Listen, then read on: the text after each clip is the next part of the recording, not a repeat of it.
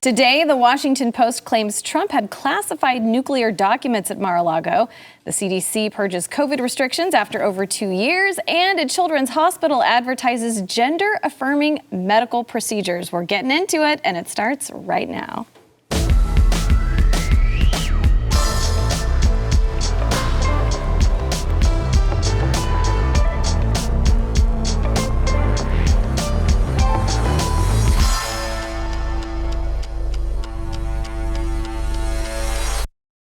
Hey there, welcome to the news and why it matters. We've made it to Friday. Thanks for hanging with us. I am the other Hillary with 1L, Hillary Kennedy. I'm filling in for Sarah Gonzalez this week. And we've got a great show for you today. I have two awesome people at the table. I'll start with Mr. Alex Stein, back again this week. Good to see you. Hillary, I just want to say you did a great job filling in for Sarah. You know, I'm kind of sad that this is one of our last days. I hope to see you back very soon, but you've done a great job. Thank you. I'm not a big booty Latina, but I know, but tried. we were just talking about how beautiful you being a very beautiful redhead. That's even better than a big booty Latina. Well, thank you, Alex. And I just want to point out you are a contributor here, which we love, and also the host of Conspiracy Castle. So thanks for taking time to be with us today. And then Taylor Hanson. First time I got to meet you, excited you're here, and you're an independent journalist and reporter, so I am. You get to work all the fun stories. Yeah, we're having lots of fun in today's society, to say the least. Yeah. Well, you know, Taylor and I, we broke one of the weirdest stories of the year. Well, not weird, is the Drag Your Kids to Pride event, and Taylor actually got in. I was barred from going in, but that event, you know, that was one of the biggest stories, and it set off a chain of reaction of legislation in not just Texas, but in Florida, banning children from going to drag queen events. That is incredible. Good work. He did. A little bit traumatizing, to say the least. A little bit of a different story, but I'm glad it got out. I mean, it definitely sent waves. I've never seen a story like that really have an effect, or even let alone a story actually lead to legislation, especially locally. But it was amazing. I mean, Stein, Primetime did his job, to say the least. Yeah, I was kind of a mayhem disruptor, but Taylor got inside. And actually, I think, you know, I always steal this from him, but that there was kids in there that wanted to play on their like handheld video games, and the parents were stopping them. I think that's some of the best. That blows my mind, like where the parents like, watch the drag queen. Right, trying to force them to see it. Well, you guys make for a very dynamic duo, so I know this is going to be a fun conversation today. We're going to start off with the FBI saying they searched Trump's home to look for nuclear documents and other. Well, this is according to sources. The FBI didn't say it, but these classified documents relating to nuclear weapons were among the items FBI agents sought in search of former President Donald Trump's Florida residence on Monday, and that's according to people familiar with the investigation. Now, they didn't offer any additional details about what type of information the agents were seeking, whether it involved weapons belonging to the United States or some other nation. They didn't say if the documents were recovered as part of the search, and then a Trump spokesman didn't respond to a request for comment. The Justice Department, the FBI, they also declined to comment. And material about nuclear weapons, it's especially sensitive, and it's usually restricted to just a small number of government officials. So publicizing details about it could provide an intelligence roadmap to adversaries seeking to build ways to counter our systems. So that's why this is such a big deal. But former President Trump, he completely dismissed this as a hoax. He said there's absolutely no way. The weapons issue is a hoax, just like Russia was a hoax. 2 impeachments were a hoax. The Mueller investigation was a hoax, and much more, he said on Truth Social this morning. He said same sleazy people involved. Why wouldn't the FBI allow the inspection of areas at Mar-a-Lago with our lawyers or others present, made them wait outside in the heat, wouldn't let them even get close? They said absolutely not. And he said planting information, anyone, reminds me of the Steele dossier. So I'll start off first. You know, what are your thoughts? Do you think this is going to help Trump in 2024? Well, no, I mean, maybe actually it might help him, but my point being is this is the same playbook that they use with the weapons of mass destruction that started a war in the Middle East that they never found. It's like they always going to say, oh, Trump has access to a nuclear bomb. They try to scare you like Trump's actually going to go give our secrets, our nuclear secrets, to some other country. So yeah, to answer your question, yeah, I think this will rally the troops, but at the same time, Roe versus Wade getting overturned has rallied, you know, the left to, you know, be radicalized and to go and vote. So I don't know if it's necessarily like, you know, who's winning in the let's get everybody pissed off award, but I do think that this shows you that our Department of Justice and our federal government cannot be trusted and that they are being weaponized against the American people. So I think it's a good thing, even though sadly Trump, once again, getting kicked off Twitter, you know, getting kicked off, you know, being tried to be impeached twice. It kind of stinks that he's always the victim of the, you know, liberal orders. He's public enemy number one. Well, and Taylor, what do you think? Because Trump actually came out and he authorized the release of the FBI warrant to use to search Mar-a-Lago. And he said, great, release it. Not only will I not oppose the release of the documents related to the un-American, unwarranted, and unnecessary raid and break-in of my home, I'm going a step further by encouraging the immediate release of these documents. What are your thoughts? It's another hoax. I mean, just think of it this way: if Trump, public enemy number one, actually had nuclear codes like they're trying to say, I mean, you think they would have probably raided him a little bit earlier? They wouldn't have waited 2 years, And then with the committee being brewed up, I mean, that's really what I think this is all about. Is just the January 6th committee. We saw what they did to Marjorie. They tried to make it so she could never run again. It's the exact same thing with Trump. They don't want him anywhere near the Oval Office. They don't want him anywhere near politics. And this is their way of screaming Russia, Russia, Russia, but now it's, oh, Trump was going to blow up the world. Trump is probably selling our secrets out. He's a traitor. It's just another next big hoax. And, I do think Trump will be vindicated in this especially, but I really do believe that this is going to rally the troops. I don't think it's super important that it rallies the troops because like Stein touched on is, Roe v. Wade being overturned, that really gave us more momentum than I think we've had in years, since 2016, I would argue. But, this definitely adds flames to the fire. One point I do want to make, though, there's about 10 other people, including Hunter Biden and Hillary Clinton, that should have been searched by the FBI before Donald Trump. Well, we all know that you can trust the FBI. You can trust the DOJ. Oh, yeah. These people really have our best interests at heart. I mean, you look at Waco, you look at Ruby Ridge, which they say are, extremism talking points, if you want to mention these things. But they've really showed time and time again how much they love and respect the American people. Absolutely. Well, and speaking of the American people, so there is a poll where they show about half of registered voters support the Department of Justice unleashing these FBI agents to storm former President Trump's residence. I thought this was interesting. The breakdown divided voters into several demographics, but overall the poll revealed 84% of Democrats, 47% of independents, and 15% of Republicans supported the FBI breaking into his residence. Do you find that interesting? Yeah, not really. Not surprising at all. I mean, when you go and ask people, sometimes I do man on the street bits, and you're like, who's the vice president? A lot of people don't even know it's Kamala Harris. People just don't even know. So, and anyway, any internet poll I don't even trust. But my point being is if you think they took out Trump with Twitter, I said this earlier, it's they're just going after him to get to us, and he's just the, I guess the person that's, standing in between the FBI being weaponized against the people. And you look at January 6th, they're definitely weaponized against them. So if anybody's cheerleading for the FBI to go and search your house, those are the same people that are happy that we have 87,000 new IRS agents that had to be trained to use deadly force. So wake up, people.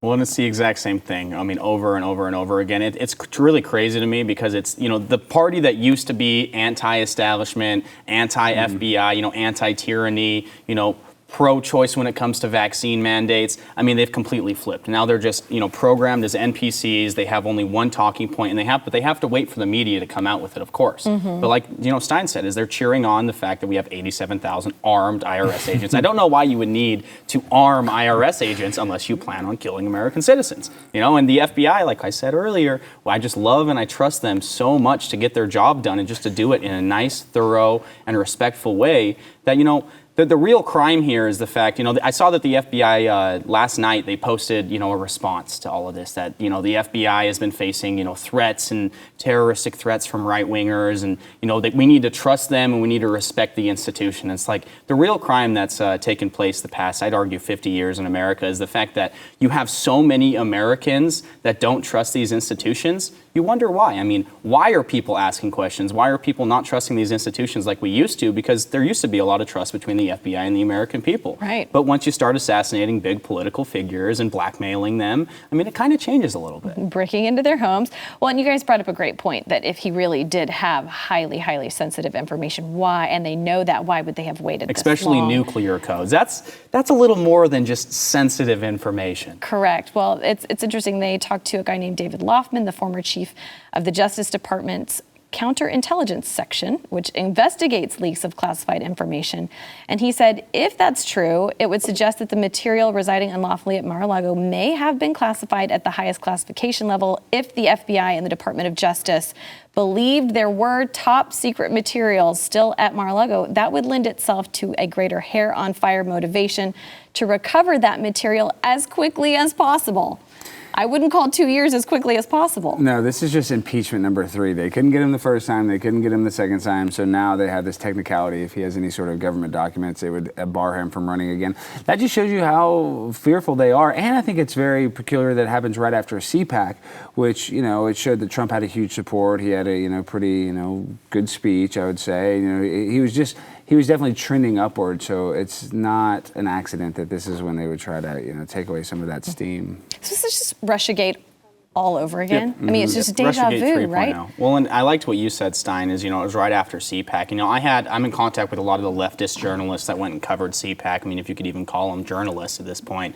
But they all said the exact same thing is, in their mind, it was terrifying to see Trump in the environment that he was in because he completely changed trajectories at CPAC than, what he was usually doing. I mean, he's stronger. I'd argue, 2016 Trump is back, but even stronger in, a few different ways. I mean, he's smarter. He understands that, the system isn't just going to fold around him. He can't just go in and drain the swamp. I mean, they are genuinely getting scared. And what I've been saying over and over again is, the FBI raiding Trump 2 years as he's out of office, that's not a sign of strength. That's not a sign of, a power, trying to flex power on the American people. It's a sign of weakness. I mean, they're terrified about him running in 2024. They're terrified about what's going to happen in 2022, and they should be. Definitely. And I want to say this is the conspiracy tinfoil hat portion of the show that I always bring on. Yeah, I always have to bring it on. It's, I also think they're laying groundwork potentially to go after, and this could, just be speculation, where they might have to go after Hunter Biden or they might have to go after Joe Biden. And so they do it on Trump first in order to say, hey, well, we're bipartisan. We did it to Trump too. So, that's just pure speculation, but I wouldn't be surprised with all the illegal business dealings that Hunter has done with Burisma and Ukraine and the constant money. Somebody's going to raise the alarm.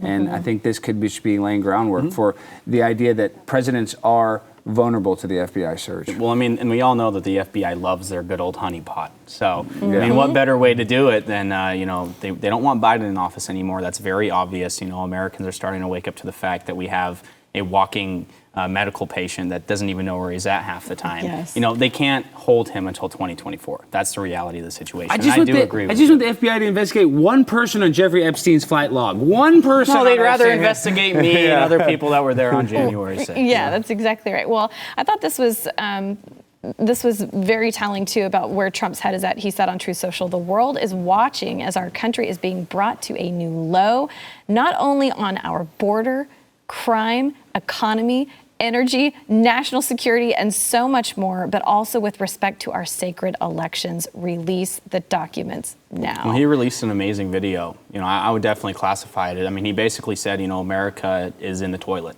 This is not the country that we grew up in anymore. This is not the country that we want to live in anymore, and that we're only declining, and that, we're hostile. My favorite part of it is he said we're hostile to liberty and freedom. And, to hear that from a former president, it's like, okay, people are starting to wake up. People are starting to see the fact that, we do live in a totalitarian society. It's just a soft totalitarian society. They give you the nice little sheath over your eyes of, oh, you can go out to eat wherever you want. You can go out and do these things. So you're still free. But in reality, you're being monitored by the NSA, the FBI, the CIA, all the above. I mean, this isn't real freedom. And he understands that. And now people are really starting to see that, too. Yeah, that comment was really sobering. All right, so we've got to go to break. But when we come back, we're going to be talking about what Obama took when he left the White House. It's very interesting. Stick with us.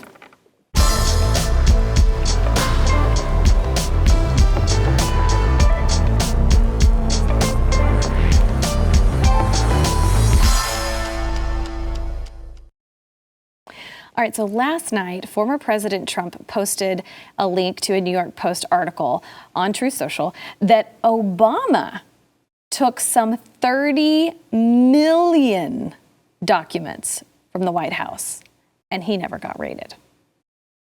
Fascinating. The Post article says, the Obama White House lawyers repeatedly invoked the Presidential Records Act to delay the release of thousands of pages of records from President Bill Clinton's White House, That's according to Politico. At the end of his presidency, Barack Obama trucked 30 million pages of his administration's records to Chicago, promising to digitize them and eventually put them online, a move that outraged historians. People were really upset about that. But more than 5 years after Obama's presidency ended, the National Archives webpage revealed 0 pages have been digitized and disclosed. So people can file a FOIA request to access those Obama records, but responses from presidential libraries, those can be delayed for years, even more than a decade if the information is classified.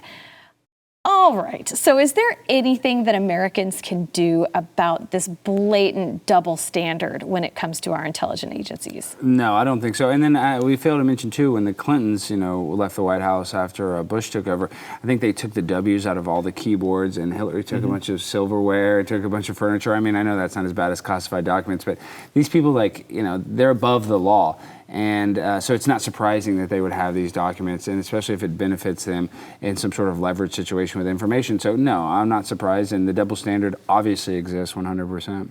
I mean, this happens almost in every single administration. They bring documents home, it's not an unheard thing, but when Trump does it, that's when it's bad. I think, have a little bit of fun here. The FBI sure did spend a lot of time in Melania's closet.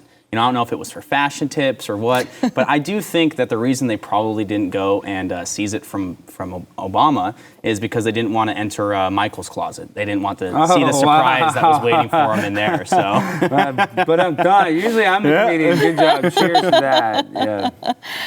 Well, this really, it has taken an even more serious turn, too, because there was an armed suspect who tried to breach a secure area at the FBI field office in Ohio. He led the police on a chase and then exchanged gunfire with officers. He was shot and killed by those police after an hours-long standoff, according to the Ohio Highway State Patrol. So multiple reports have identified the suspect as Ricky Walter Schiffer. He was shot after he raised a gun toward police. He was upset about Trump's residence being raided. He had posted some things online that led people to believe that he was trying to sort of get a group together to, everyone confront the FBI and sort of right the wrong that he feels like has been done. This is a sad thing to happen, that Americans feel so helpless that this is what they feel is their only option. Do you think we're going to see more attacks like this? Well, I mean, once again, this guy, I don't know his backstory, and he's probably upset about January 6th. I think he was a January 6th participant. I think he's, probably at one point loves our country, doesn't like the way it's going, but obviously going to the FBI with any sort of weapon is a lose-lose situation. So I'm not trying to defend it, but, he could have been on alcohol, it could have been on drugs. So the idea it's like one isolated incident represents, how everybody's feeling. That's not fair. Mm-hmm. So, is there a possibility where there's other people that are just so mad and they've lost so much trust with the government that they want to personally take it into their hands? I think that's possible. There could be more of that, but I think that's just, few and far in between, in my opinion. No, I definitely have to agree with you for the most part there, Stein, I obviously don't advocate for violence of any sort, whether it's, federal law enforcement, anything. But you have to expect these things to happen. When you have a government and you have institutions that have lied to you and lied to you and lied to you for so long, have drugged you along, has imprisoned Americans, has beaten Americans, has killed Americans. I mean, over time and time again, you're going to radicalize people, and they push you into a corner until your breaking point, essentially. I don't know much information about this guy, but me personally, with what the FBI has done to me, what I've seen them do to friends, it's like, yeah, I understand why people go a little crazy and get pushed to the point of doing something terrible. It's not the person they are, at least in most cases, but it does happen. You probably will see incidents like this again. As America gets more and more spicy and as the current events really start to deteriorate, you're going to have people that become radicalized on both sides. Whether it's on the left, the right, the middle, is people are going to go do crazy things. I don't advocate for it. Don't do it. Get some help.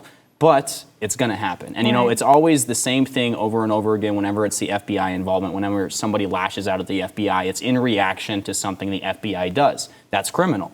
So the FBI is allowed to commit crimes, and then they're allowed to radicalize people. When this person becomes so radicalized to the point of actually doing something, thinking that they're going to help somebody or thinking they're going to, become a pariah or a martyr to the movement, which you're not going to by doing something like this, then, they get pushed in the corner by the FBI and then they do something and then they lose their life. I mean, it's really sad. And, I would say the fault is on the FBI, the fault is on the government, because we should be able to trust these institutions. We're being radicalized for a reason. But don't go out. Don't go to the field office. Yeah. So you hear it from me first. Don't do these things. And it happens on both sides. You did make absolutely. that point. There's people that are radicalized on the left that go to the Supreme Court Justice's house and, want to attempt an assassination. So there's always going to be crazy cuckoo for Cocoa Puffs people. That's just society. Yeah, some people just don't know how to handle that frustration well. And, a lot more people have been frustrated with something else the FBI has done this week. They've been delivering subpoenas to several Republican lawmakers. So they delivered these subpoenas, or they paid visits to several House and Senate Republican offices in the Pennsylvania Capitol on Tuesday and Wednesday this week. At least some of the individuals receiving subpoenas were told they were not targets of an investigation, according to at least 6 sources that were reached by Penn Live. But That's they said they may That's have literally some the FBI's talking information points. Of interest to the FBI. So all the sources said they've been briefed on the investigative moves. Okay. So the information that's being requested by these people, I guess, centers around U.S. Representative Scott Perry and the effort to seek alternative electors as part of former President Trump's efforts to remain in office after the 2020 election. So we talked about it on the show earlier this week if you were watching, but Perry's cell phone was seized on Tuesday as part of the Justice Department's criminal investigation into the use of fake electors to try and overturn Biden's victory. All right. It's frustrating. What do you think now that the FBI is now seizing Representative Perry's phone and then issuing subpoenas again 2 years later? Is this just, it's all about keeping him from being able to run again. Yeah, it feels like people call America now a banana republic, and it feels like that now. I really don't know I don't know another way to describe it when they're coming after our politicians after the fact, because they fear them so much and they fear the information that they may have. So this is a form of intimidation to intimidate other, congressmen and other representatives. So I think this is just like a fear-based motivation, in my opinion, to scare. And do you think it'll work? Do you think that people are finally starting to feel a little more emboldened to not cower and hide when the left starts to come after them? Oh, I definitely think so. Well, I think, that the intimidation from the FBI only works to a certain extent. Is people, on both sides are beginning to see it, say, okay, what is going on here? It's been 2 years and they're still subpoenaing people. And then you have the people that cheer it on. But what I liked what you said is, they're not in any trouble, they're not under investigation, but they're being subpoenaed, And in my experiences with the FBI and, everyone else's I know that have had run-ins with the FBI is they always open up with the line, hey, this is Agent blah, blah, blah from the FBI. Can I have a moment of your time? You're not in trouble. They always open up with that because then it kind of calms your nerves a little bit. These are highly manipulative people. They're not issuing you a subpoena because they want to get to know you better. Right. They're issuing you a subpoena because you're under investigation and they're trying to bring criminal charges towards you or towards someone that you're involved with, which in this case would be President Donald Trump. Oh, and I want to say this to the FBI agent that's watching this. I do love you. I know I've said some mean things about you guys, but thank you so much for watching me so much. So the FBI agent that's watching this, I support you fully in your investigation of me. I'll add a comment too, as well as can you guys at least send me my files so I can get a hold of the cool stuff you write about me and what I say? Because I'm getting really tired of being monitored and being watched, and then not knowing the cool stuff that you guys are picking what they're up. writing. Yeah, I apologize. I love you too. I do apologize. I love you guys. Well. You guys are doing a great job. Go after Trump even more. You're gonna get your file and it'll be like Taylor ate cereal for breakfast. Yeah. Yep. Every document logged every single time. Well, the best was there's a viral story that I think it was Business Insider put out that said it'll damage your Macintosh, your Apple computer if you put a cover over your webcam. If you put a piece of tape over your webcam. Okay, FBI, who wrote this at the field office? Yeah, so. We trust them. All right, we come back. We're going to be talking about the CDC. They are finally easing up on our COVID restrictions. I wonder about the timing. It's perfect, isn't it? Stick around. We'll talk about that next.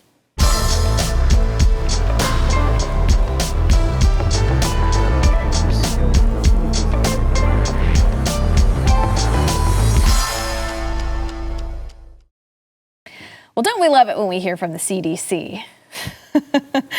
They have decided to sort of ease some of their COVID guidance finally 2 years later. The biggest differences in these new recommendations is the guidelines will no longer differentiate people who are up to date on their vaccinations and those who are unvaccinated. The agency no longer recommends 6 feet social distancing nor quarantining after being exposed to the virus but not experiencing symptoms. And the agency will also remove several specific COVID-19 recommendations for schools, like test to stay guidance that requires students exposed to the virus to continue to test negative if they wanted to remain in school. But the guidelines, they do keep some of the measures in place, including encouraging testing for people with symptoms and their close contacts. And they recommend that those who test positive should stay home for at least 5 days, wear a mask for 10 days. And the CDC did not call for a negative test before exiting isolation. And the contact tracing, that was always, a kind of a big scary thing at the beginning. That should be limited to hospitals and certain high-risk group living situations, such as nursing homes, according to the CDC. So, why do you think the CDC chose to relax these COVID rules now? Any guesses? Well, real quick, though, I want to make this point. I saw Taylor Lorenz, who's a terrible journalist, but she was complaining about how they're, becoming relaxed on these CDC guidelines. And that's another thing that I didn't realize during this pandemic, because a lot of people like the restrictions. I would have never thought that. And it's not even necessarily like a conservative thing. There's just a group of people out there that I think they're miserable in their life, and misery loves company, and they want everybody's life to be ruined. So the idea that the pandemic is over or that they're easing guidelines, it's scaring people. And that response on the internet is, to me, one of the most shocking things that people are sad that we can get, within 6 feet of each other, and that you can go to school now. And if you look at the standardized testing, like 6th graders are reading like at a 1st grade level, I think they realize that some of these pandemic measures have really cost the youth of our nation in their, maturation and their learning, and it really was a big mistake. I mean, it's damaged kids forever. I mean, I don't think, pandemic babies or all the people that were going to elementary school are probably ever going to recover from this because of how much, it just makes people socially awkward. You have a mask covering your face. You can't really read, impressions. You can't read people's body language as well. I mean, we have absolutely screwed a complete generation of our children and of our future, because that's what our children are, completely up. But I really do think that they're probably easing up restrictions because they love us. They really do have our best interests in mind. The CDC, they truly care about us from such a deep level, and they know that we're tired of it. And they said, let's just roll it back a little bit. So, when we institute the monkeypox lockdowns because people can't socially distance while they masturbate, there's actually a real story that they came out with saying that the CDC, recommends if you've had monkeypox that you should at least stay 6 feet away from each other when engaging in masturbation. So, they really do care about us. And no, it's election season. It's clearly election season. They need the votes. Let's get this, just get this out of here. They hate you. They hate your life. They want to shut your business down. They love it. As a guy that has 5 Fauci ouchies, I just want to thank you, Dr. Fauci. And I know we're going to get to him, but he's the best. And the science is changing, guys. So, it's just changing. Right. We've got to follow the science. And as it changes, we must change. We only socially distance from monkeypox. Okay, that's it. Well, monkeypox, I'm glad you brought that up, because we have a clip of Dr. Fauci talking about it. Close skin-to-skin contact occurs, obviously, in an intimate sexual encounter. But close skin-to-skin contact can also occur under other circumstances that have nothing to do with sex. So we haven't seen an amount of that spilling over into the non-men who have sex with men population. And hopefully it'll stay at a very, very low level that you can contain. But you always got to take things like that seriously and keep an open mind that you might see more of that. You don't want to panic people, because there's no need to be overly concerned now. But at the same time that you're not currently overly concerned, you should be currently very observant and currently very careful. And currently on top of what's going on and following it very carefully. All right, well, currently, monkeypox is not considered an STD, but it is confusing a lot of people that it's not classified as an STD, because it is mainly spreading among men who have sex with other men. Why aren't they? Genital regions as right, well. So why aren't they classifying it as an STD? Any guesses? Progressivism, socialism, social justice. We do not want to label this and basically demonize one group of people. So this is under the guise of social justice. That's why they can't say it's a STD. And it would make people, less afraid of it. And as a person that's only had sex in the metaverse, I'm not afraid. The only place I've ever had sex is in the metaverse, so I'm not going to get it there. But they have to make you feel like you can get it just, passing somebody on the subway and rubbing shoulders with them. Well, I think this is something that just came out. White people get the bigger share of monkeypox shots, according to Bloomberg News. So they're concerned about racial inequality when it comes to monkeypox vaccines. In major U.S. cities with outbreaks, white people are getting the majority. In Chicago, 55% of the vaccines have gone to white people. In Washington, D.C., 63.5% of vaccine recipients identified as white. And in the Atlanta metro area, where the overwhelming majority of cases have been among black people, at least 54% of the doses have gone to white people. So here in the U.S., which last Thursday we declared monkeypox a public health emergency, it's really the epicenter of the global outbreak now. So most of these cases, again, men who had sex with, so it's mainly white men, they're saying, that are getting these vaccines. They're having sex with men. But it said at the end of July, black people made up 26% of cases with known race and ethnicity information. Hispanic people made up 32% of all cases. So they've founded these clinics that are trying to target black and Hispanic communities. But we kind of saw this same Never seen that before. Racial, yeah, exactly. We saw the same racial equality set up with the COVID vaccines.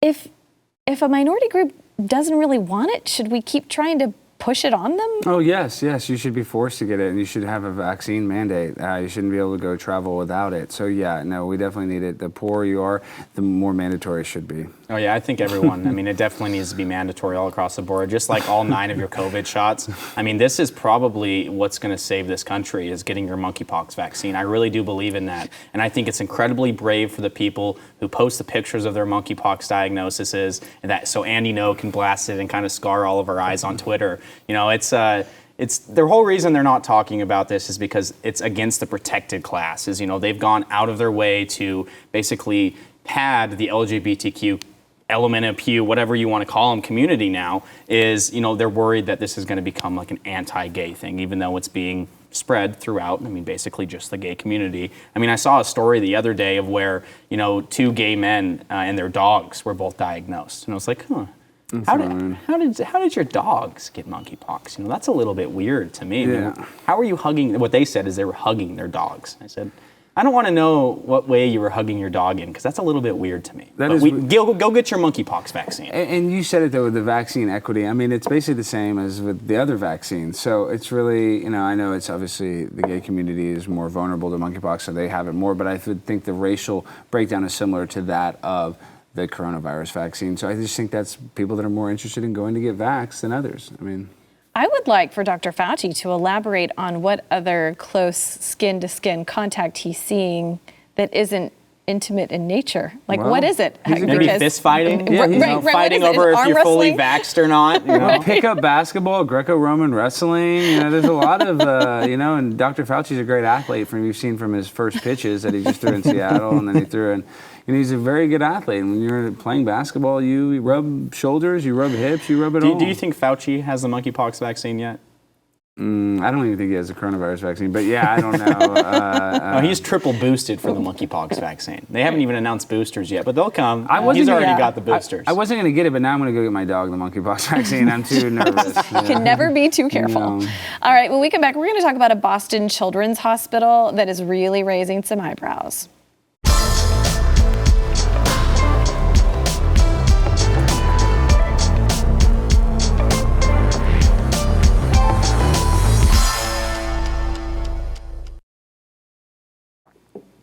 I want you to listen to this video about a Boston Children's Hospital and what they are offering.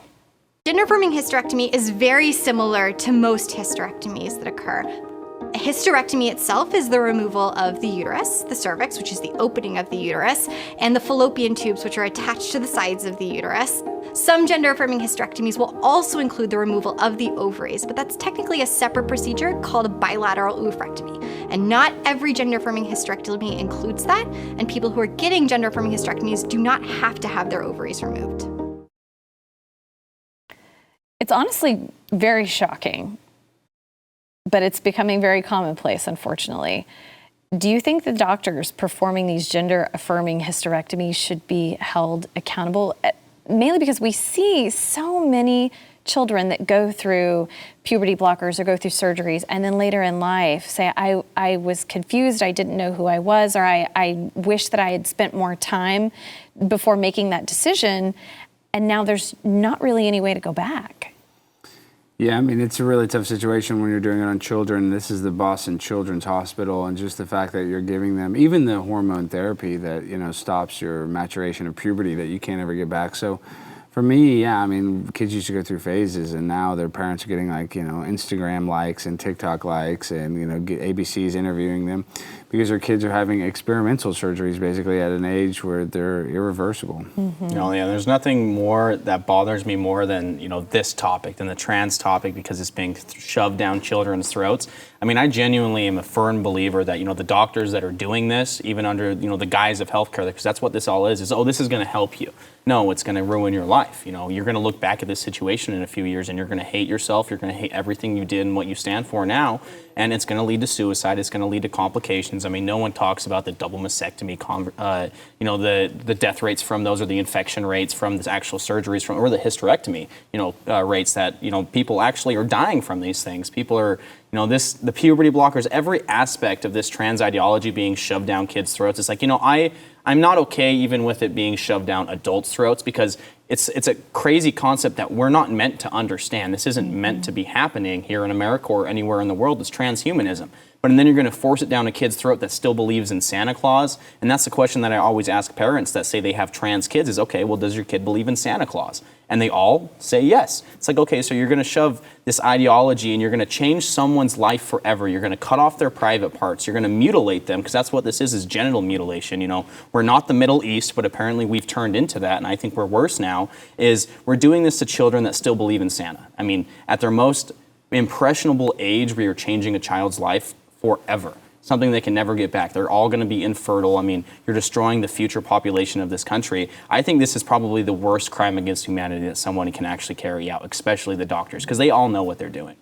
Well, and I think you guys have both brought up great points about it, and I think what you said about suicide rates, because we hear that as a reason for parents wanting to do these things and get this gender-affirming care for their kids, because they're worried if they don't, they might commit suicide later. But you brought up a great point that a lot of people who do go through these puberty blockers and go through these hysterectomies and things like this end up suicidal later on in life, because they realize something's happened. We're born the way we are. Right. That's the reality of it. We're not meant to transition genders or to transition sexes. Our body, just the chemistry and the way that we work, you are literally killing yourself. I mean, a lot of these kids, if you get cut off from your medication for a few months, say, a really bad crisis in America happens, these kids, or a lot of them, are literally going to die. They're going to deteriorate because they don't have the testosterone, they don't have the estrogen they need, depending on which way they're transitioning. I mean, you are literally committing the mass murder at this point of our youth in this country. And there's no way to defend it. And I want to make this point too. If they talk about trying to reduce suicides are up at a record amount, and so nothing's working. So if we're going to continue to do the same thing over and over and expect different results, that's the definition of insanity, and that's the current reality we live in. Well, if they're so concerned about reducing suicide rates, maybe they shouldn't lock little children down in classrooms and tell them that they can't associate with each other and have to wear masks, because we've seen the rate of suicide just spike at a rate we've never seen before. But it's never about suicide. I mean, it's just like the abortion industry. It's the under 1%. Is they always, all their arguments come from fallacies, and it comes from straight up lies. They're manufactured, and it's always this way throughout the left's arguments. Well, while we're talking about insanity, NPR tweeted this: Governor Ron DeSantis set a new Florida license plate featuring the Revolutionary War era Gadsden flag sends a clear message of out-of-state cars. They're saying it symbolizes a dangerous far-right extremist ideology. The imagery of the Revolutionary War era Gadsden flag dates to Benjamin Franklin, but has for many come to symbolize a far-right extremist ideology and the Stop the Steal movement that sought to overturn the 2020 presidential election results. The state can't claim a lack of knowledge about what this image represents to most of the public, says Rachel Carroll Rivas, Deputy Director of Research and Analysis for the Intelligence Project at the Southern Poverty Law Center. Okay, so they went on to say that Benjamin Franklin was the first to use the rattlesnake as the symbol of defiance against the British crown, and now apparently it means something else. So how is the media now likening the Revolutionary War era symbol to far-right extremism? I mean, do you feel like these are such a reach? I mean, they're looking for every symbol to mean something that it was never intended to mean. Well, it's not even that big of a reach because these people, like they said, the Betsy Ross flag is, you know, that the FBI had a, you know, list of basically every Americana flag is, you know, considered a hate symbol. Now, even the American flag to some people is considered a hate symbol. So if we've gone that far where the American flag to some people is like, oh man, they're a right-wing, you know, lunatic. That's where we're at. Now, if it was like Pepe the Frog or it was, you know, something like that on all display, maybe I could say, oh, that's white. Not that Pepe the Frog is, but these are American, you know, symbols that we've had since the Revolutionary War. That's not white supremacy, but they want to make everything white supremacy. And the same people that say this, like Don Lemon is married to a white guy, Lori Lightfoot, who will not, the mayor of Chicago, will not do interviews with white people. She's married to a white woman. So these people that hate white supremacy are all married to white people. It's kind of ironic. I'm glad you brought that FBI document up because it was recently released. I think it was actually FOIA'd by Judicial Watch, if I'm right on that. And it, you know, lists like the Betty Ross flag. It lists the Gadsden flag as, you know, an extremism flag or early signs to figure out who the terrorists are going to be. That's essentially what this sheet is for. And I found out, you know, I'm reading through this and it was like, oh, you know, I have one of these flags flying at my house. Oh, I have this. I have this. Oh, I have this. And then I go up to the top right of the document and it's the martyr section. Is if you follow, you know, certain people and you advocate for certain people that are considered martyrs, you're considered a domestic extremist. And I look right there and it says Ashley Babbitt. And I go, oh, it just all made sense now. It was like, because I'm on a terrorist watch list, if you weren't aware. It's super fun, super great stuff, but that's why I'm on it, is because they released this new document. It's their Extremism Guidelines, basically, and I've advocated for Ashley Babbitt, for justice for Ashley Babbitt. I named the shooter, and now, you know, I'm a terrorist, according to the FBI. So the FBI, just as usual, you know, being great, really just feeding all these talking points to the media, because that's really what happens is the intelligence agencies, they're all involved in all of this, and then they slowly skirt it out to the media, and then the media repeats their talking points, which we all know is a bunch of baloney. And I want to say this, on that list, you know, there's no Antifa flag, no BLM flag, you know, nothing, you know, really sketchy. It's all like basically Americana, you know, historic American symbolism. Yeah, because 2020, that wasn't extremism behavior None of that. at all. That was peaceful. It was a peaceful summer of love, protesting, man. Taylor. I mean, the 12 plus deaths that happened, you know, Officer David Dorn, we can just ignore all that. $3 billion in property damage, the inauguration riot, man, that was just love. No extremism. Right. Well, I want to say thank you for calling it baloney. We haven't had to use the swear jar one time. I know, good. Not one time today. Hey, I got us. All right, we have to go to break. When we come back, we're going to be talking about monkeypox again, but we're going to be talking about the actual monkeys. Stay with us. I will say baloney is not my first choice ever. I know, but I love it. That was great.